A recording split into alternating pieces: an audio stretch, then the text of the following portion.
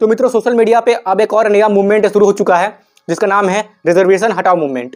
अब इस बात पर प्रफुल्ल भैया जी ने एक बहुत ही अच्छी बात कही है कि इसका नाम रिजर्वेशन हटाओ मूवमेंट से हटाकर रिजर्वेशन रिफॉर्म मूवमेंट रखा जाए, क्योंकि ये बात तो मुझे भी कहीं सही लग रही है कि रिजर्वेशन तो पूरे तरीके से हटने वाला नहीं है। हाँ, इसमें काफी सारे रिफॉर्म हो सकते हैं। और यहाँ पर मैं अपने तरफ से यह बात करना चाहूंगा कि कोई भी गवर्नमेंट कॉम्पिटिटिव एग्जाम में ये जरूरी क्यों है कि अपनी जाति बताओ।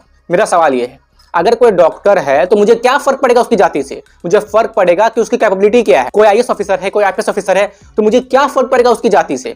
मुझे तो बस इस चीज से फर्क पड़ेगा कि उस आईएएस ऑफिसर ने, उस आईपीएस ऑफिसर ने कितना काम किया, इस देश को अपना कितना योगदान दिया। अगर कोई टीचर है तो क्या फर्क पड़ता है उसकी तथाकथित जाति से कि उसका जन्म किस जाति में हुआ है?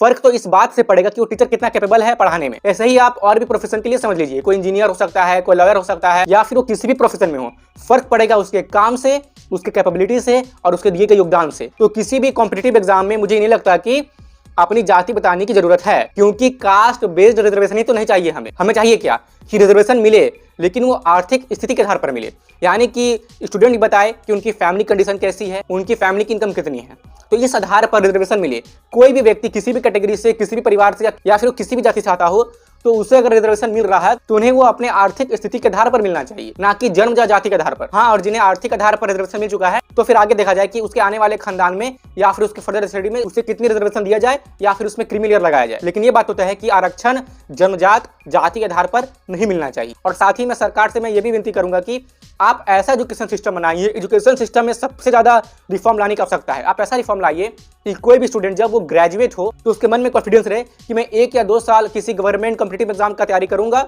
अगर निकली तो अच्छी बात है, अगर नहीं निकला तो मुझे अपने स्कूल और कॉलेज में इतनी स्किल सिखा दी गई है कि मैं किसी प्राइवेट सेक्टर में भी जाके अच्छा खासा इनकम अर्न कर सकता हूं। तो ये वाली कॉन्फिडेंस आपको स्टूडेंट में लानी होगी, और इसके लिए आपको अपने एजुकेशन सिस्टम पे प्रैक्टिकल बेस्ड, एप्लीकेशन बेस्ड, जिससे कि स्टूडेंट में क्यूरियोसिटी जागे, जागरूकता बढ़े और हर स्टूडेंट आज के जमाने के हिसाब से डिमांडेबल स्किल को सीख पाए, इसकी व्यवस्था एजुकेशन सिस्टम पे हो। सरकार को इस पे सबसे अधिक ध्यान देना चाहिए। और अंत में मैं ये बात बोलूंगा कि आरक्षण इनकम के आधार पर मिले। किसी को कोई जरूरत नहीं है अपनी जाति बताने की कि मैं इस प्रोफेशन में जा रहा हूं और मेरी जाति ये है, क्योंकि रिजर्वेशन सिस्टम को रिफॉर्म करने का मुख्य लक्ष्य ये भी होना चाहिए कि जात पात की भावना हटे, जातिवाद ना हो, ऊंच नीच की भावना घटे और आपस में भाईचारा और हम एक दूसरे से क्या सीख सकते हैं, इस मानसिकता को ज्यादा बढ़ावा मिले। क्योंकि कहीं ना कहीं आज का करेंट रिजर्वेशन सिस्टम जातिवाद को बढ़ावा दे ही रहा है। और प्लीज मेरी उन लोगों से विनती है कि अब यहाँ पर अपना ड्रामा करने मत आ जाइएगा कि हमारे साथ तो सालों से ये हुआ है, वो हुआ है, अब हमारी बारी है ये सब करने की। तो प्लीज ये सब बकवास की बातें मत कीजिए। अभी कोई नहीं आ रहा है आपका शोषण करने के लिए या फिर आपको पढ़ाई करने से रोकने के लिए।